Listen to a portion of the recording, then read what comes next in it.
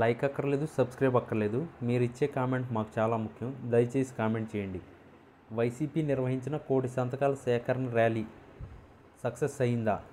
ఏ అయ్యింది, బి అవలేదు. బీహార్ ఎన్నికల్లో ఊహించని సంచలనం చోటు చేసుకుంది.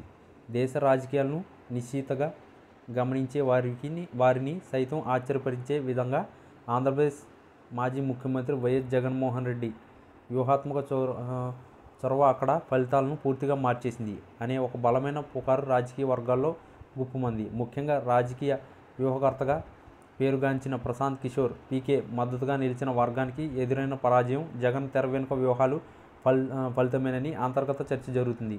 బీహార్లో తన పార్టీని బలోపేతం చేయాలనే లక్ష్యంగా అడుగులు వేస్తున్న జగన్ ముందుగా ఎంచుకున్న ఒక కీలక ప్రాంతంలో ఆధిపత్యాన్ని నిరూపించుకోవాలని భావించారంట.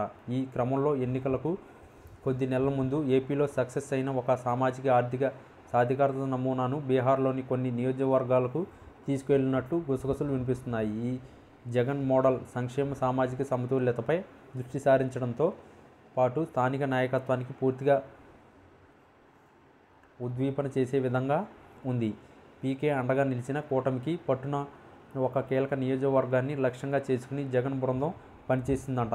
ఏపీ నుంచి ప్రత్యేకంగా పంపిన ఒక విశ్వసనీయ బృందం అక్కడి ఓటర్ల మనస్తత్వాన్ని, స్థానిక సమస్యలను లోతుగా అధ్యయనం చేసింది. సాధారణంగా రాజకీయ వ్యూహకర్తలు కేవలం ప్రచారానికి, మీడియా మేనేజ్మెంట్కు ప్రాధాన్యత ఇస్తే జగన్ మాత్రం క్షేత్ర స్థాయిలో పీపుల్స్ కనెక్ట్ అనే కొత్త పద్ధతిని అమలు చేశారని చెబుతున్నారు. అంటే ఇంటింటికి వెళ్ళి ప్రభుత్వం అందించే సంక్షేమ పథకాల ప్రాధాన్యతను, అవి ప్రజల జీవితాలను ఎలా మారుస్తాయో వివరించడం ఈ వ్యూహంలో భాగం.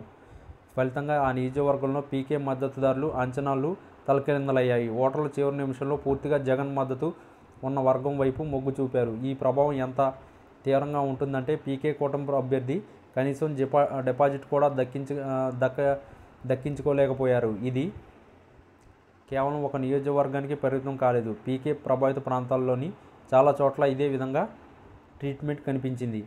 జగన్ ఎందుకు బీహార్పై దృష్టి సారించారు